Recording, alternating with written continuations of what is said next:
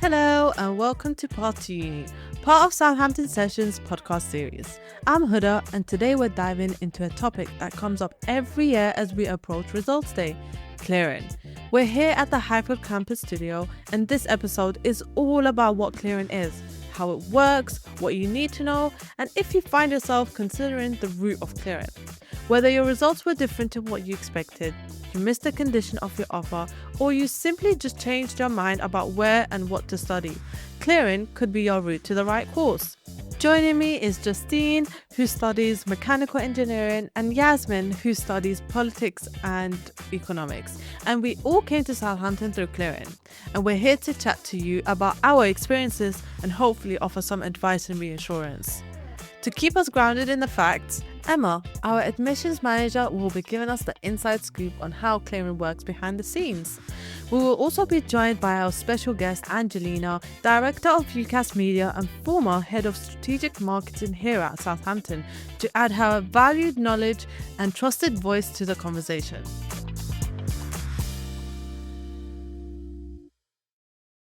Let's start with the basics. Emma, can you tell us what clearing really is? Yeah, so clearing is a way into university after the 30th of June deadline's passed.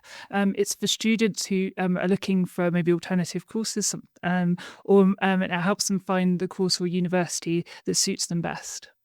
So historically, a lot of people, when they think of clearing, they assume it's just because they might not have gotten the results or they just didn't get into the university that they wanted to. But actually, there are so many other reasons why they might go through clearing. Yeah, you're totally correct. So people come through clearing for a variety of different reasons. So perhaps they didn't apply in the main cycle because they were waiting to see what results they got, and now they've kind of got their results. They're thinking, yeah, I know exactly what I want to do. Maybe they were just unsure about whether to apply to university at all. You've also got people that have changed their mind about what course or university they want to study at. So clearing enables them to sort of see what other options are available to them. And there come results day, people may wake up in the morning and achieve better grades than they thought they were, so they then going to try and upgrade their offer, see where the vacancies might be. And even people who maybe didn't get the results that they wanted, didn't get into the firm choice, so then they need to see what alternative options are available to them if they still want to go to university in September. Amazing. So if I think that clearing is for me, how would I really go about that? Okay, yeah. So I just wanted to say, actually, it's a really interesting thing before we just move on to kind of how you go about it, is that, so according to UCAS, around 50,000 people find their place through clearing every year. And we've already talked about the reasons why, people do go into clearing, but there are certain percentage splits as well. For example, 28% of people applied directly to clearing for the first time, and 23% were mind changers. They decided, that they wanted to do a different course. Yeah, so could be phrased a bit differently, but yeah, they changed their mind, and 18% did better than expected. So okay, what's the process, right? So clearing opens in early July. And any applications received after the 30th of June will go directly into the clearing process. So that's for people who haven't yet applied at all. In terms of in early July, so universities will publish the courses that they have spaces in and also the grades. The vacancies may be slightly different for home and overseas students. Both are eligible for clearing, by the way. So it's important to check carefully kind of what you're eligible for. And also the grades may be different to what you're expecting based on kind of when you looked at the course pages earlier in the cycle. The grades in clearing often are different. So if you've already got your results, then you can search at the university you're interested in, or even UCAS, to see what courses are available, and then apply directly to universities online. If you haven't got your results yet, and this is important because clearing is for people who've already got their results, then you can sign up for updates from universities. So say you're waiting for your A-level results to come through in August, and you're thinking, I'm not sure about my firm choice.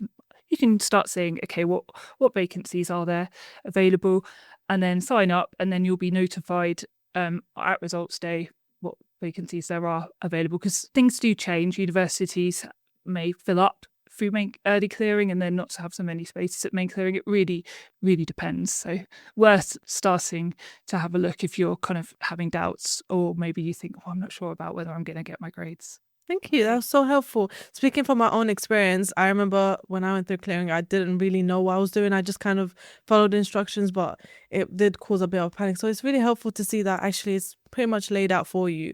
Yeah, so UCAS has some really helpful guidance as well if you're kind of unsure. We're going to talk through the nuts and bolts a bit more in this podcast, but there's so many sources of information, including, your advisors and teachers at school as well and college. And I think, the research you do in advance of considering clearing is going to depend on kind of why you're going through clearing. So someone who's not applied yet and who's using clearing to make their application to university is going to be thinking about different things, compared to somebody who's considering, okay, is that choice right for me? Or, my grades are better kind of thing. So yeah. Right. So that just brings on the chat now. Like, I want to find out more about how you guys felt. So let's jump to it straight away. It's results day. How are we feeling? I want to hear about your experiences. How did you go about it? If you felt okay, was there like an anxiety, or was it just kind of like a smooth process and you kind of prepared for clearing before you actually went through it? For me personally, I did not meet the grades I needed for my firm, and basically I wasn't too sure about clearing, but it was something I researched a bit beforehand because I had that not feeling, but rather a bit of anxiety of like, what if I don't get in? What is my plan, sort of thing. So I did a bit of research into the universities that were like good for the course I wanted to do, and just had that in mind. And once I got my grades, after I did get rejected from my firm, I was able to call the University of Southampton and just let them know my grades and why I wanted to go through clearing. And it was actually quite easy. It was just, it's great, you meet the requirements. And I was like, oh, thank you. So it was quite nice. What about you? Well, my experience was a bit more different, I would say. Before coming to the University of Southampton, I went to a different university. I just realized it just wasn't the right fit for me. It just didn't mesh well. And so I was just working and I was like, wait a second, clearing is an option for me. Like, I don't need to stay at a university that I'm not happy with. And like, I had the chance to come to Southampton on an open day, and it just worked quite well for me, and it worked quite naturally. I like the greenery, I like the scenery, and I was more interested in the course here. And so on my lunch break, I just called up the university, said, hey, I'm interested in joining you guys. And they asked me a bunch of questions, had a bit of back and forth, and they were like, perfect.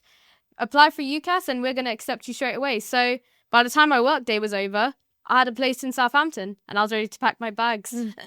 So yeah, it was brilliant. Quick, easy, simple. And yeah, I realized I made a very good decision. Amazing. Oh my God. Yeah, I mean, as I was like saying earlier, my experience to going through clearing was kind of very sudden. I already had a place in university, and then I just decided to defer my year so that I can start a bit later. I knew I wanted to work, just take some time and spend time with my family before moving out. And then I remember waking up on results day of like my deferred year. So I already had my A-levels, and I was like, actually, I don't want to go to this uni. It's quite far. It's not as convenient. The prospect of the actual university like modules and stuff didn't really align with what I wanted for myself. So I was like, I remember looking at Southampton and thinking this one's a good potential for me. So I just went into the website and I saw that they had clearing options for my course, and I was like, great. They had two types of nursing fields, and I was like, okay, I don't know if I want to do this one or this one, so I'm just going to apply to both, and then whichever one I get, I'll go with that. And then it was very, very smooth. I got an interview within half an hour and accepted within an hour, and I was like, okay, looks like I'm going to Southampton as well. Yeah, so hearing that process, I personally used a laptop to go through this, but you said you phoned them? Yeah, I phoned them. So like, because my laptop was on my desk at the time, I was just like, oh, I'll just call them up, find out what they say. And yeah, they were quite happy. They just asked for my grades and gave my grades to them, and that was it. done and dusted. Amazing. Justine, you said you phoned them as well, didn't you? Yeah, so I initially did like the interest form and as well like tried to do the web form, but I had heard from like social media that sometimes those don't get through as well. So I was a bit worried about that. So I was like, I might as well make sure and call. And I felt a lot more confident with the replies I got from that. I can see that we've all went through different emotions. You said you were feeling a bit anxious about it, didn't really know what was going on. You kind of made a decision. You were like, actually, I wanted to do something else, quite similar to me. So it is a bit of a mix of emotion, I would say. So clearing does not necessarily mean anything bad. It's not, we shouldn't really associate negative emotions to clearing, but it does happen. And that's why it's very important that if we can talk to people, we talk to people. So did you guys talk to anyone about this? Did you guys speak to your schools, to your universities? Did anyone help you prepare for it? Because I sort of did it on the day, I sort of spoke to a few of my friends. I was sort of entertaining the idea before results day. And I was like to them, oh, do you think I should go for it?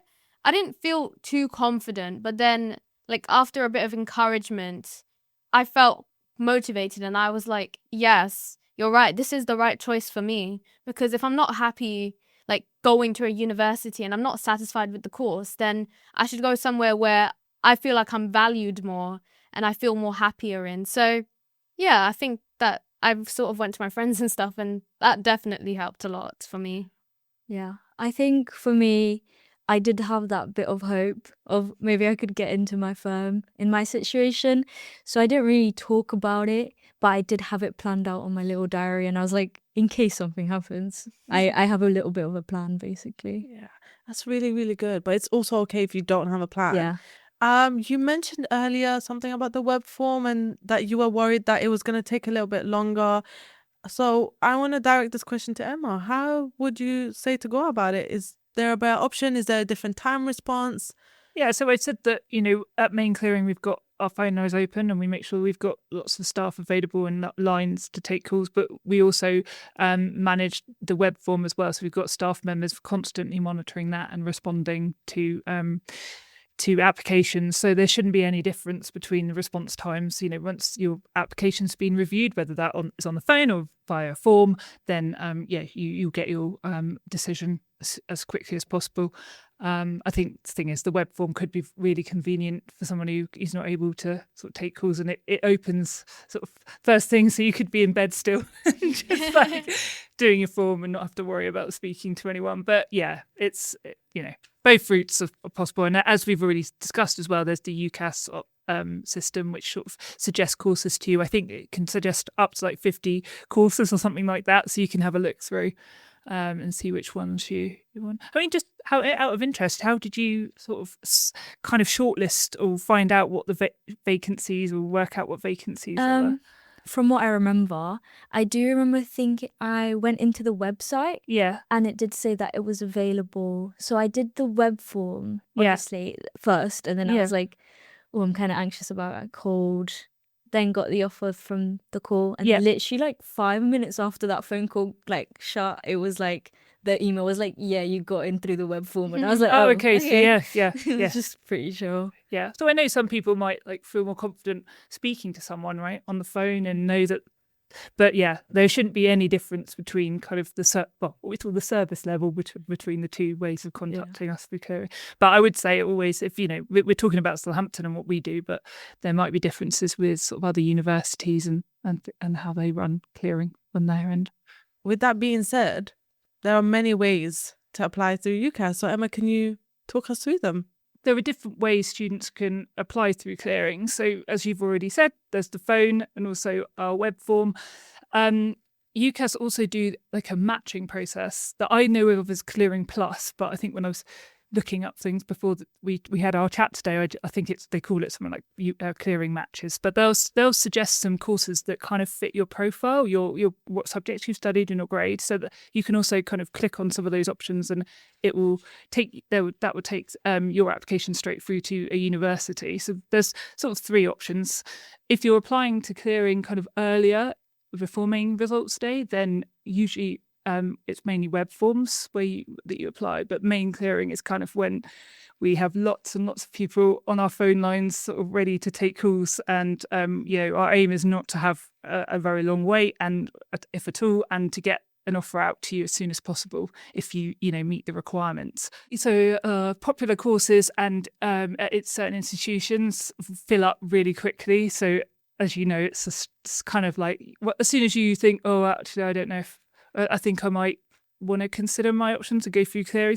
Sometimes you are in clearing because, as you say, you don't get accepted by your firm institution, but sometimes people were like we think of as shopping around, like they're holding a place somewhere else, but they're like, oh, I don't know, actually I did better, let me just see what's out there. So you can just go and apply to universities, you can apply to as many as you want, and then you get the offers, and then you can kind of look at them all. They will have deadlines, so it's important that you respond by the deadline to secure your place. But usually we give about 3 to 4 days for people to kind of consider their options.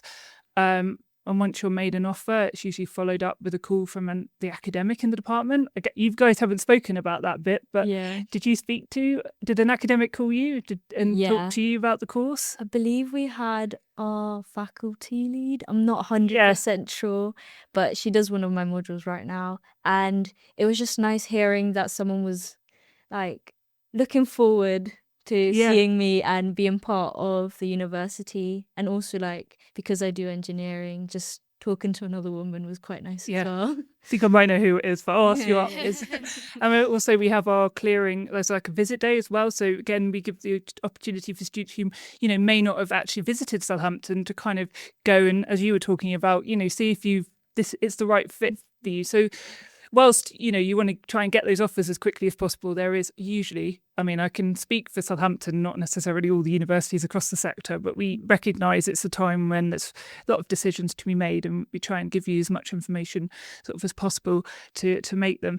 The one thing I didn't mention was around kind of other selection parts to the process, and you talked about that really well, Houda. Like you applied through clearing, and then you needed to come for an interview. And a lot of our health sciences courses just have that little extra step where you talk to a course lead just to check that your personal values and things like that align with, and you know what you're getting yourself into if you want to go on and do a vocational course like health science, nursing. Sorry, I just wanted to mention that. But for most courses, it would be a case of you apply to the university via phone or online, and then if you meet the criteria, you get an offer almost instantly. That was lovely.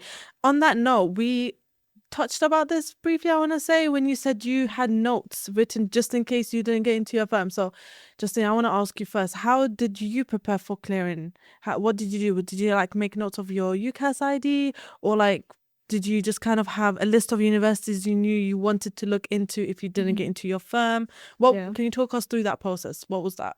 Well, my process, I kind of just looked at UCAS universities and what requirements they had, because I had not really much idea of what type of grades I was going to get, but I was just thinking about most possibilities and what was more realistic for the grades I would have gotten.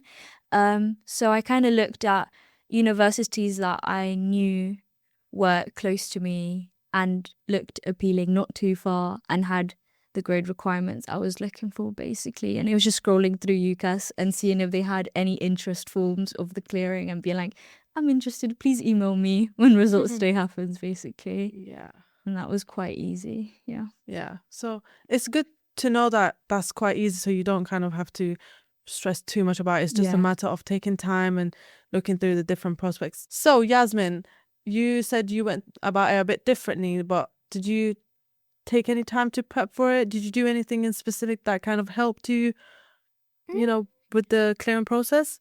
I think I did touch upon the idea of entertaining the idea of choosing a different university. So I did look at my options as well, because the first thing I knew is the course I was doing, economics and politics, that's something I'm quite passionate about. So I wanted to just do it at a different university.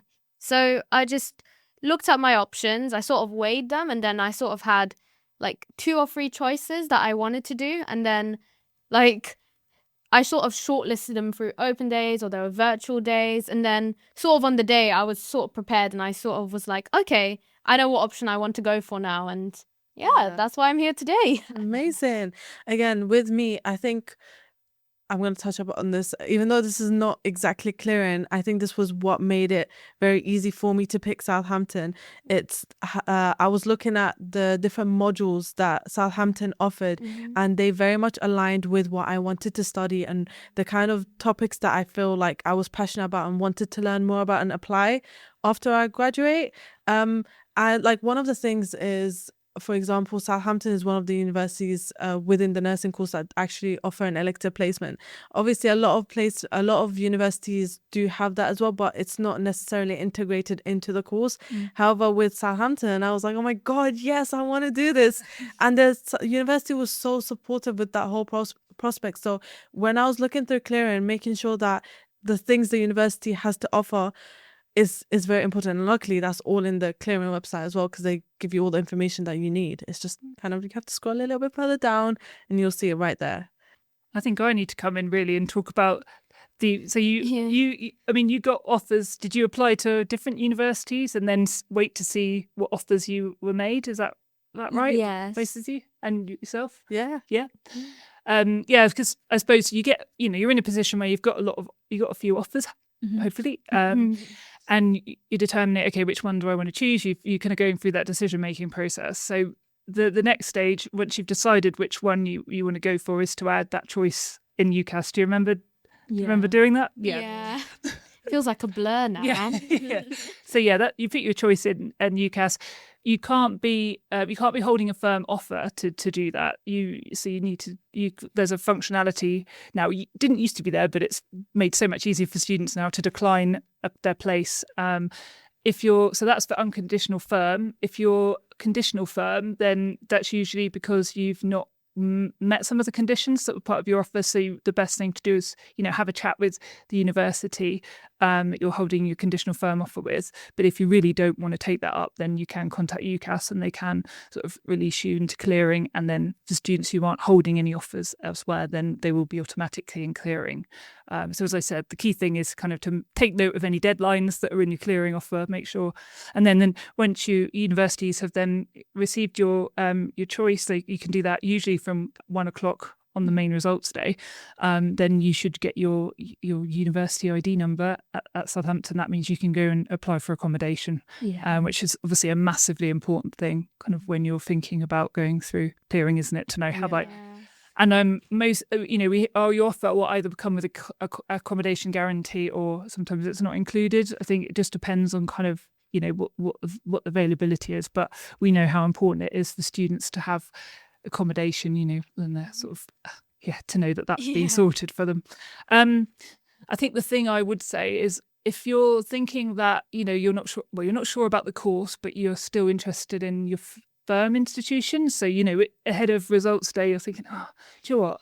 I applied for mechanical, but I'm thinking actually aeronautics and astronautics would probably be better for me. I'd always encourage anyone to just get in touch with the firm institution, because it's better not to decline your place and then go to the same university for a different course, just because it can cause issues for accommodation and things like that. So, if you're changing your mind and you think actually Southampton, for example, may still have something for me, then do reach out and speak to us, because we're more than happy to sort of talk through your options. Yeah, great. And I did want to point out as well, when I applied for Southampton before my gap year and I was still in sixth form, I got rejected from Southampton. And then, I did. And so I didn't actually get a place. I was quite upset. I knew it was the university I wanted to go into. And then I accepted another offer from another university that was equally as good as well, but again, not what I wanted for myself. Actually, at no point did I think I was going to apply to clearing and apply for Southampton again. But I just wanted to point out that even if you get rejected from the university originally, you can apply again for the university if you get the grades. It's very important point. And I think 50% of applicants are placed in clearing through one of their original 5 choices. So it might be that, you were unsuccessful originally, but it might just be that you didn't shortlist us, right? And you just think, but later you go, do you know what? I've done the research before, and now I'm like, now I know that it's possible options. So Yeah. I don't know if that was the case for you, whether you'd originally considered Southampton when. So for me, not really. Okay. It was sort of not one I chose, but I did know quite a few friends that also cleared in Yeah, my flat, and they applied originally, got rejected, and just applied again Yeah. through clearing. So it was quite Yeah. easy for them. Yeah. I mean, in my case, well, I mean, I obviously applied the previous year, so unfortunately Southampton wasn't in my options that year, but it was in my options the year after I realised the university that I was in, it just didn't work out for me. Yeah. Yeah. Yeah. So if we move on from that, Mm. I want to know what you would advise someone who's thinking about clearing, or just like, what's your best piece of advice, or something that you could tell you if you could go back in time and just like you just have that in mind. I'd probably say don't stress like me, really. I think I took it way too seriously in comparison with how easy the process was. And also, I wasn't the only one at my school that was doing it. And I think I just felt quite alone at the start, and then realised, no, it's not just me. That's looking into a new option, basically, which was quite nice. I mean, if I could, go back in time and tell myself something, I guess it would be like you said, like, not to be too harsh on myself. I think I pushed myself a bit hard, and I didn't think about like my choice or my decision. I sort of felt like I had to take everything into account. And so when I made the choice the year after through clearing, I was like, I know this is my choice. I know this is my decision. And yeah, and it felt quite nice making that choice and making a decision that I'm quite happy with now in the long term. The other thing I would definitely say is it doesn't matter if you had time off, you decided to work straight after sixth form. Like, you could always come to university. Like, the University of Southampton, they're very accommodating towards mature students. So, if you're working and you want to come here to study, go ahead. It's a brilliant opportunity, and you'll meet a lot of amazing people here and learn a lot of cool things as well. So, yeah. Yeah. Amazing. I'm trying to think. My advice to someone would just be that it works out. As simple as it may sound, I think everything works out one way or another. Not stressing about it, knowing that there's still opportunity. You will never run out of time to attend university. There are people that go back to university years later after they've realized, actually, I don't want to do something, or they just want more, another qualification, another degree. It's never too late, like you said. But yeah, it all works out. I think enjoying the process and taking time and making sure that you don't feel rushed to applying to university is very important, because at the end of the day, this is kind of sorry, what's the It's word? an investment, isn't it? Yeah, as that's the word. financially and time. It's your own individual path. So no one can tell you what's right or wrong. It's like what you think, is the right thing for you. And there will always be something out there for you. Exactly. It doesn't have to be university, it doesn't have to be clearing, but you'll find it one way or another. There was a talk that I went to in the university, and there was a PhD researcher. She was going into her 40s, and she was like to everyone in the room, she was like, you guys are in the springtime of your youth, so make the most out of it. Like, no matter what stage of your life you're in, make the most out of your life and enjoy what life brings you. So I think clearing is a good mechanism. If you've not applied to university yet, that's the way, after the 30th of June, you can kind of be considered. But also for some people, they change their minds. For some people, things don't work out as planned. And as you said, it's quite a smooth mechanism to getting into university, really. But I think, as you've illustrated, if you've kind of a little bit prepared, you've done a bit of research, it's just, don't, as I said, don't want to stress yourself out, but you put yourself in a good position, really thinking through your options, and then you can be a bit calmer, kind of, because things do, the reality is things do move quickly, right? At clearing, courses fill up, but equally, maybe, as we've talked about, it's not necessarily right to go that year. I took a year out as well, so I'm in the year out club. And I went to university, the year after, and it was fine. You find you realise actually, as you said, there are lots of different ages, people in different positions on a degree, aren't they? It's not everyone is the same. It's not homogenous. So. Yeah, and it's accessible. I think it's important to just make note of that. UCAS is accessible. It is. You can just do it as many times as you need to, and clearing is a good form of rerouting your path. Yeah. Is that the right word? Yeah, just. It's good. I think it's fine. Just associating the word with another opportunity rather than a failure is exactly a good way to go about it. Yeah, and as I said, 50,000 people get placed in clearing every year, so that's not an insubstantial amount, is it? But compare, there's a lot of other people that kind of go a different way as well. So Yeah. Perfect. So, we did discuss about clearing and then accommodation briefly, but this is such an issue, or more sort of like an anxiety that I think students have when they're applying for university, when they come through clearing. It's like, oh my God, I've applied through clearing. I don't know if I'm going to have an accommodation. And it's a very valid concern, especially if you're someone who's moving out. You want to be somewhere local. You want to be on campus, maybe halls. And it is, a lot of universities are first come, first serve type of basis. So I want to just touch upon that. Like, how was that for you guys? What was your experience with accommodation through clearing?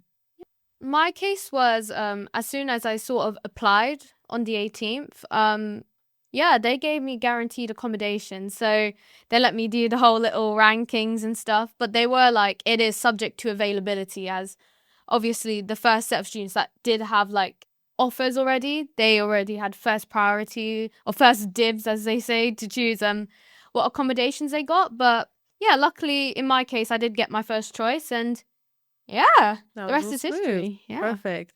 So I also got availability in terms of having accommodation from the university, and it was just quite easy ranking them. However, did not get my first choice, but it was fine. I ended up loving it, to be honest, and the area I was in, so it all worked out in the end, sort of thing. I love that. Yeah. I love that you guys had such smooth experience with that. I want to say that my experience was not the same. The university was so supportive. It had nothing to do with the support from the university, rather it was just because it was through clearing and I had a bit more requirements. I needed a better facility option. It was a bit more of a longer process for me. However, the university was so supportive with it. So I applied for specific accommodations, didn't really get any of the ones that I wanted to on time. So I ended up in a different accommodation that was in one of the other campuses. I was in Winchester, so Erasmus accommodation. I was there for a month only, and then as soon as I contacted the student hub and I was like, look, most of my lectures take place on Highfield. It's a bit of a treacherous journey for me, even though again the university does have direct bus and coach services that just run through from that campus to this campus, and they were like, okay, so we can change that for you on like 1 month in. We have a service that opens in October, and if you just tell us and we can rearrange that for you. So yeah, within a month I was moved all the way back to Highfield, and it was a smooth process. But it does happen that you're not going to get a guaranteed accommodation directly to the one that you want, but yeah, I think I said earlier as well, we do make offers with accommodation guaranteed, but that isn't always the same every year. It depends on numbers, but the most important thing is you realise, applying for accommodation, it's an separate application, and there'll be a deadline with it, and everyone will be considered equally, apart from people who've got additional needs that need to be taken into account and that sort of thing. And I know from my experience the previous year, the university it went and spoke to private providers and where it wasn't possible to accommodate people in University of Southampton halls, we made every effort to try and find places for people. And I've made many phone calls during clearing trying to help people out. The top tip I would give, so if anyone has made Southampton their insurance choice, do make sure you apply for your accommodation by the deadline, just to make sure that if you do end up coming to your insurance choice, then you do get accommodation. So I initially picked Wessex and Glen. Okay. So when I got Mayflower, I was like, oh, it's a bit far. A bit further. Yeah, it's a bit further. But at least it was close to city centre. And slightly newer? Or it was slightly newer, more. Yeah. They are more modern, aren't they? Yeah, it was a very I think it probably was a different environment from what I've heard to Yeah. Essex and Glen, because it was a smaller accommodation, or at Yeah. least tall, like width-wise sort Yeah. of thing. So you interacted with a lot of people daily, which Okay. I ended up enjoying quite Yeah. a lot. So yeah. Cool. What accommodation were you in? Oh, I was also in small halls. So I was in Archers Road, so a bit close to city centre like yourself. And the nice thing is though, when you're in student accommodations, you get free laundry, which is fun. Yeah. Did you have free laundry? Got free laundry, yes. Oh, And I didn't. oh goodness. And we actually did have a free Unilink bus pass, so traveling into campus wasn't too much of an issue. So I could literally like get up like maybe an hour before classes and just quickly hurry to the bus stop and yeah, I'm at campus the next minute. Yeah. So it was really nice, and every day I wasn't always on campus, so I still had stuff to do in city centre because there's so much to do in city centre. Like there's the theatre, cinema, and there's West Key, so Yeah. always something to do every day. Yeah. I was also in Mayflower. I loved it. That was after I moved from the Winchester accommodation. I personally loved Mayflower. It was my top choice. I had a really good experience in that accommodation. I enjoyed actually that it was a bit further away from campus. It gave me sort of like the morning to just collect my thought on the bus. And like you said, the bus pass is included in your rent price, so you don't have to worry about paying for that, which is just another nice worry off your shoulder. Okay, now you're through the other side. So you came through clearing. Do you regret that decision, or you totally you're happy? I'm quite happy personally. Yeah. I think it was just, it's not something I really think about that often. It's just kind of like, well, I'm at uni and then I focus on my course more. It was such like a quick part of the process that it just kind of like, you move on from it, but no regrets. I'm at university. It's a really good university for my course as well. So I'm very happy with the modules and everything. What about you? Yes. Yeah, quite similar thoughts as well. When like I first arrived, I was like a bit scared, a bit nervous, a bit teary-eyed because I was saying bye to my family for the first time, like in my whole life. But once I sort of went into my accommodation, I spoke to my flatmates, and then I made the journey. For some reason, I decided to walk all the way to campus. Don't do that when you first move in. Don't do that. But the moment I was there, it was, I think it's called like Union Saturday, something like that. So they have like these small little events that happens on campus on a Saturday. You know, you fit just right in. And I realized I made the right choice because I met so many friendly people. And hey, I got to make a nice bracelet as well. Yeah, for me, now that I'm in my fourth and final year, my time in uni is very much, it's like in a ticking clock now. I only have like 3 months left of uni.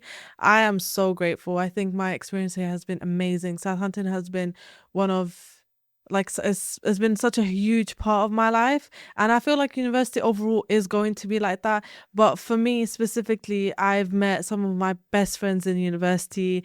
I had the chance to travel. The university was so supportive. I think having a university that's so supportive is just so important, especially when I speak to some of my other friends who are in different universities and they've gone through certain things. I'm like, oh my God, like, speak to like the support team and they're like, it's not as helpful. And I'm like, okay, Southampton's doing something very, very well. So I'm so happy with my choice. I think I couldn't have done anything better, and I wouldn't have done it any differently because I am at where I am right now in the studio. It's so lovely to hear that, because I know my August is usually really busy and gets, it's stressful for applicants, and on the other side, admission staff are it's really busy. But it's so lovely to hear, about your experiences and how, positive you are about kind of being here at Southampton and, going through the clearing process, but kind of forgetting, almost like, it's behind you. You're on, your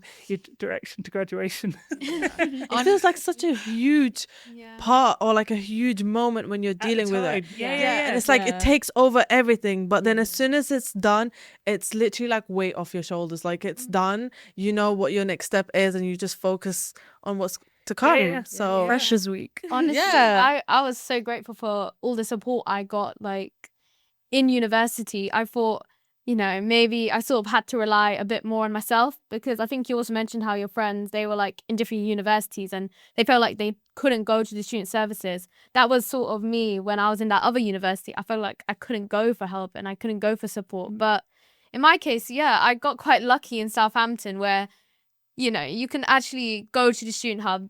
You could call them up on the phone. They're open 24/7. You can talk about anything and they will literally just listen to you, which is quite nice as a student to be heard even. And like for myself, I'm also in the Ignite group. So I have like my own little like support there as well, where I could sort of go to them and talk to them about things. And honestly, I'm just so grateful for all the help that I've been given, and it's helped support my journey throughout the whole of university. Thank you guys so much for joining us today. It was so amazing to hear everyone's insight and about all your experiences. And on that note, and we will now be joined by Angelina, Director of UCAS Media and former Head of Strategic Marketing here at Southampton. So now everyone's gone, and we've got our special guest, Angelina, with us. Thank you for joining us today. Thank you. And yeah, no, I'm really pleased to be back at Southampton. Obviously, this is where I started my career in higher education, student recruitment 20 plus years ago, dare I say. So it's been really nice going around campus, feeling a bit of nostalgia. So yeah, really pleased to be here. Thank you. Amazing. So do you think you could tell me a little bit of what you do in UCAS? Like what role do you exactly play and any information you could share with us? Yeah, no, of course. So I'm Director of UCAS Media. So everyone knows UCAS as the National Admission Service. So where you go to fill in your application form in order to go to university. But obviously we do a lot more than that. We do a lot of information, advice and guidance for students from sort of 16 plus, as well as a lot of support for teachers, advisors and universities. And clearing is a massive thing for us. We're kind of the linchpin between students, universities and schools. So it's a really big operation for us. And my role at UCAS as Director of UCAS Media is really working with universities and colleges, as well as other organisations, employers, accommodation providers, other brands, and really connecting them with the students sort of in the moments that matter. So it's really nice, having worked in universities, as I said, for most of my career, to now being able to work with all the universities in the UK and just supporting them in their marketing and recruitment activities. And it's also quite timely because my eldest is just he's doing his A-levels at the moment and hoping to go to university in the autumn. So I'm kind of seeing it from a student's perspective firsthand and a parent's perspective firsthand. So it's quite nice just seeing that different lens on things, and especially seeing like what information they read and what information they don't. Yeah. Oh my God, that's amazing. And actually, that's perfect because it takes us to my first question for today, which is what cool tips, as someone who works inside UCAS, could you share with students who are prepping for clearing? I think the biggest bit of advice is just not to panic. I think what happens is people hear the word clearing, they think it's this mad rush just on one day and that you've got to make decisions instantaneously. And I think that creates that sort of sense of stress about all of it. But actually, you've got an awful lot of time when you're thinking about clearing, and there's lots of time to consider, consider your options, consider alternatives in order to really make the right choice for you. So we know that a lot of students, they start researching their clearing options, some as early as January after they've submitted their application form, but others really from now, sort of June onwards, we see that research into clearing options happening. And I think it's just important to just take that time to think, okay, I may be going to university, but is it the right choice for me? Is it not? And just, as I said, researching your options. And there's so many tools out there that can help you. If you take, for example, the UCAS Hub, Many students will be familiar with that because they used it when they were doing their application, searching out those options. Just do that again. Go back into the UCAS hub, look at what alternatives there are for you there, start favouriting them. You can get a collection, make sure you know all the contact details so that actually on the day you've got everything to hand. So we know from our clearing survey that 80% of students that were placed in clearing had researched, from well before, but at least from June onwards, into what universities and colleges they wanted to contact. So we've talked about going back onto the UCAS hub and using the favouriting tool, but you can also use the historical grades on entry tool, which my son absolutely loves, because you can actually look at the universities and see what grades they actually took of students that they accepted. It is historical. It's the last 3 years application cycle, but it really does give you a clear indication of your grades, and you can actually put your grades in and see what percentage of students they took with those grades. So it's an absolutely brilliant tool from that point of view. Also on UCAS, we've got the Clearing Plus, which is great. It's a bit like how Netflix operates, and it suggests other shows to watch. So it takes the choice down from, I think in Clearing last year, we had over 30,000 courses advertised, which is really overwhelming. And what Clearing Plus does is it matches the top 50 courses for you based on students with a similar interests and profile. So there's lots of tools, as I said, out there that can really support students at this time.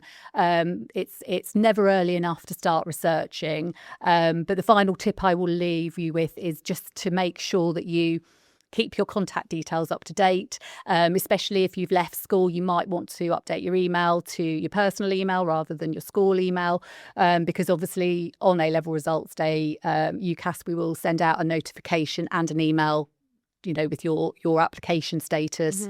So it's really important that you get that. It's so cool to hear about all the new additions and tools that UCAS has added for clearing to make life a lot more easier. And there's so many new things that I'm hearing about that when I went through clearing did not exist. So knowing that the next cohort and the current cohort have all of these options makes me a little bit jealous. But it's good. It's really, really good. On that note, there are a lot of anxieties with clearing, as we've already touched upon briefly.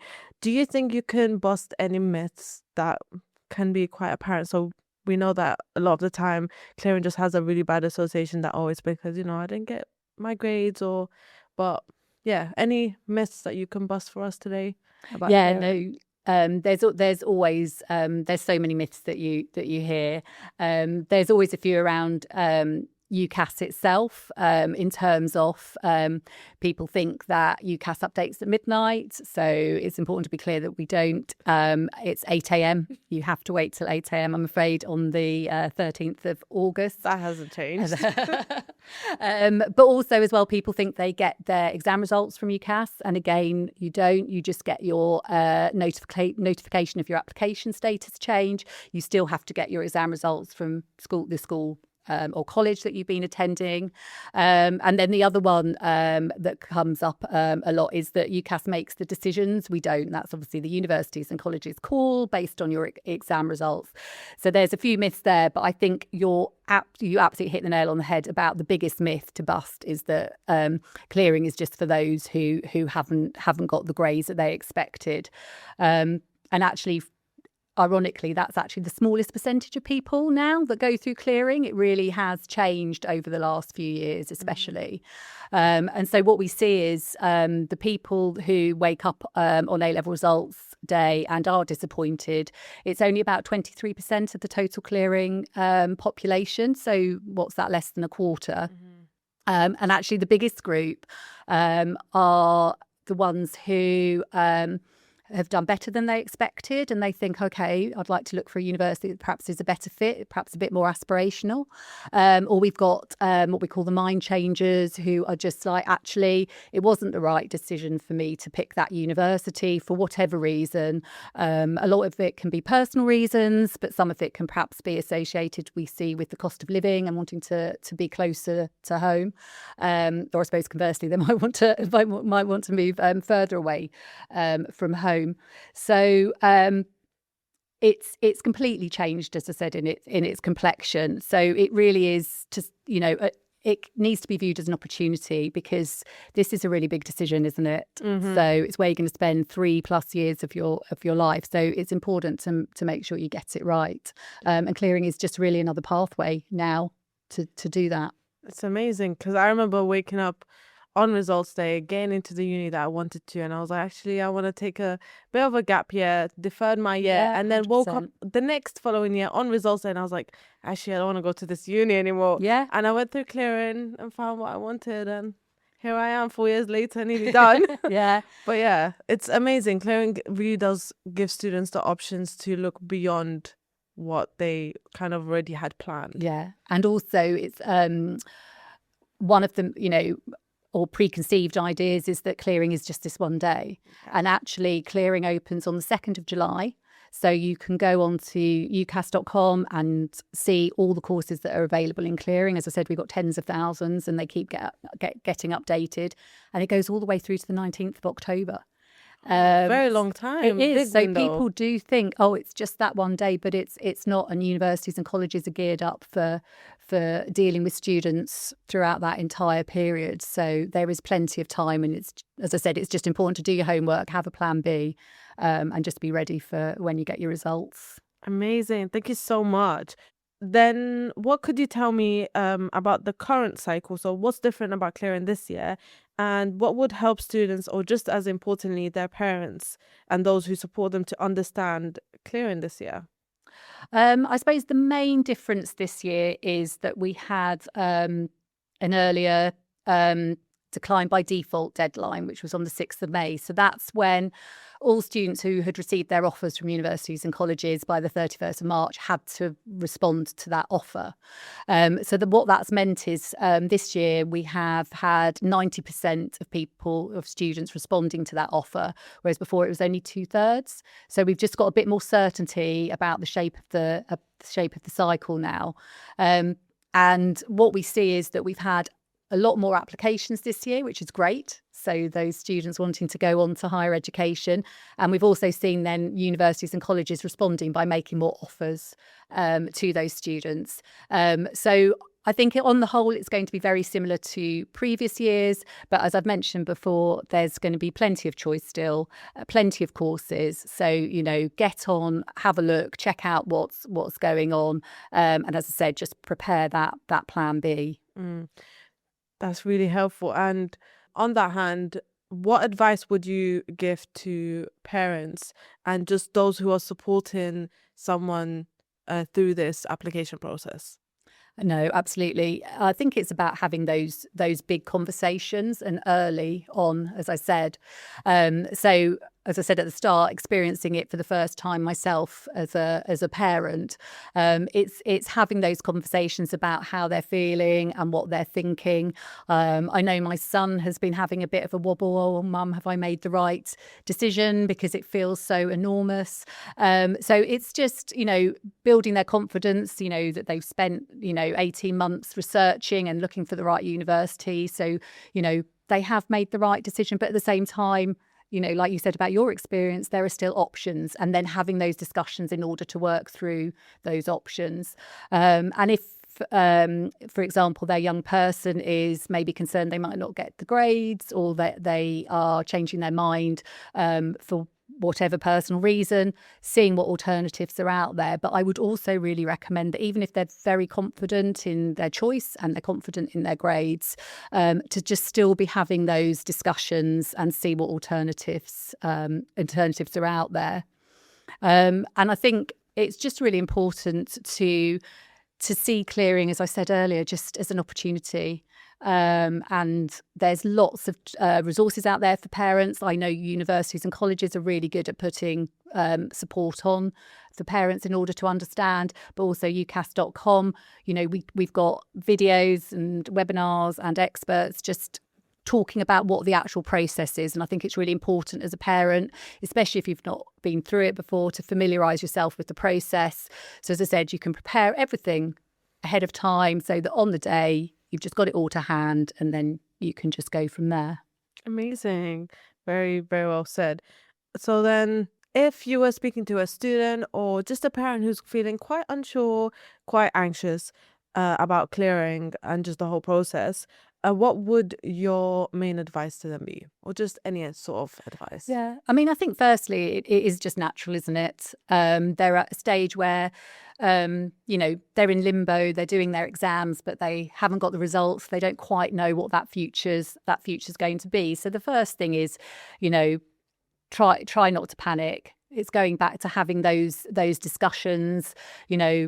What alternative courses or universities might there be out there if things don't go as planned, or if I get better than expected, or I decide I want to change my course, what are those other options? So in a way, I sound like a stuck record, but I just think now is the perfect timing to just be doing all of that preparation. And the more that you can do ahead of time means you don't have that stress and that worry rushing around trying to do it on A-level results day. And I think the most reassuring part again is that clearing is not about you haven't done well and therefore you're a failure. I mean, as I've said, many more people are going through clearing who have got the grades or even exceeded the grades and just want to do something different than they originally intended, rather than haven't done as well as they wanted. So it's really just an opportunity to just double check, sense check that you're going to the right place for you.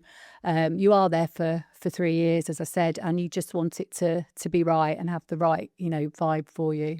Yeah, I suppose it's also just remembering the fact that there's no one behind in this. It's not a race, and No. it's all a journey, and everyone's journey is a little bit different. Absolutely. Yeah. And, you should always be open to, changing your mind. It's not the end of Absolutely. the world. Yeah.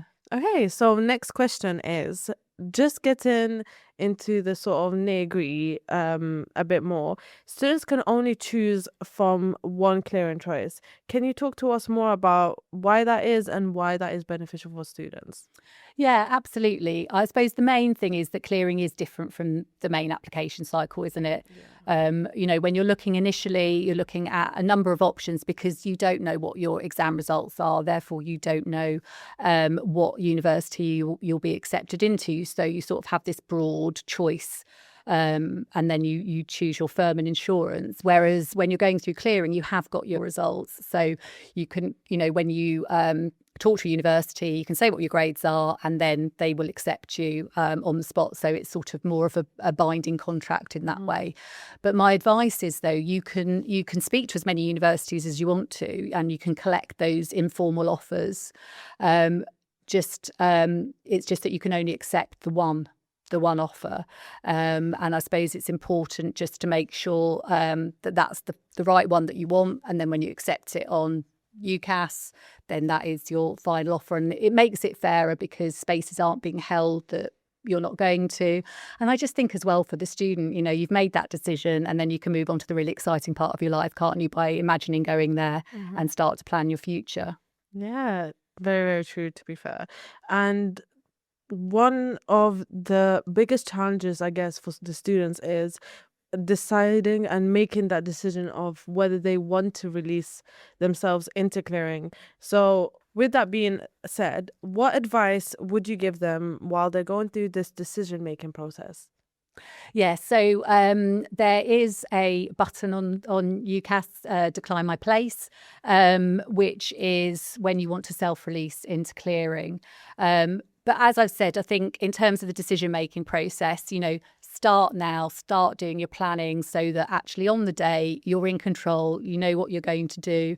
And actually our research shows that most students perhaps only contact one university on clearing because they have done their research up front. So you'll already be in control. You already really know what you're doing. As I said, you'll have lots of, if you've contacted more than one, you'll have your informal offers. So when you're ready to choose, then you can release yourself into clearing using that button. But it isn't just a click once and you're done. Once you click the button, you're then taken to a page that gives you a bit more supporting advice and actually takes you through a series of questions as well, which may actually just point you back to phoning the university. You don't need to use the self-release button. So we make sure that there's sort of safety nets, if you like, when you're using Decline My Place. But the most important thing is before you click on the button, just have an email that clearing offer that you want from the university you want. Yeah. Amazing. Now, finally, what would you, from your own perspective, since you have like a rounded view of clearing as a whole, what do you think universities should be doing to support students more during this process? I think what we know, and especially from the clearing survey that we do with students each year, is they really want very focused, practical information. At this point in the cycle, they want to know, what courses are available, what life at the university is going to be like, most importantly, how to get in touch with the university, and also accommodation. It's important throughout the process that you're not just looking at availability of courses, you're also looking at accommodation, because that does play a big part, both in terms of the cost of accommodation, really look into that to make sure it's affordable, but also as a clearing student, does the university support you moving into university-owned accommodation, or are you going to have to find your own accommodation? So I think making, if universities can make sure that is easy to find and easily understood, making sure it's in really clear language, then and from now, as I said, students are starting to research really from now right the way through till August. So making sure that is available and clear on the websites or via email is really, really important. I think students are also wanting to look at other areas such as wellbeing, so the support they get from a pastoral point of view, but also from academically, and also financial support. Many students are looking at what financial support is available. So again, these are all really important information to make sure that you're getting out there. And the other bit of advice that we give universities is that although all the students are coming through the clearing pathway, their needs and motivations are very, very different. So you need to make sure that you're tailoring your communication, because a student, for example, that's coming and that's going to live in halls of residence is going to need very, very different information than perhaps a student who's going to be living at home and going to be commuting in. So just really make sure that you're personalising that communication to make sure they get the information they need to make the right choice. Amazing. Thank you so much. Thank you. It's been great chatting. But on that note, that's all we have time for on today's episode. Thank you, Emma, Justine, and Yasmin, as well as a huge thank you to Angelina for coming to Southampton to provide her wealth of knowledge on all things clearing. It's great to chat in this way and bust some myths, as well as hopefully offer some reassurance for those who need it. Maybe it will help you, your parents, and supporters too. If you have any questions or topics you want our future podcast episodes to cover, drop us a comment and we'll see what we can do. Or if you still have unanswered clearing questions, feel free to drop us a comment as well. Good luck with everything this year brings, and we hope to see you on another episode of Southampton Sessions.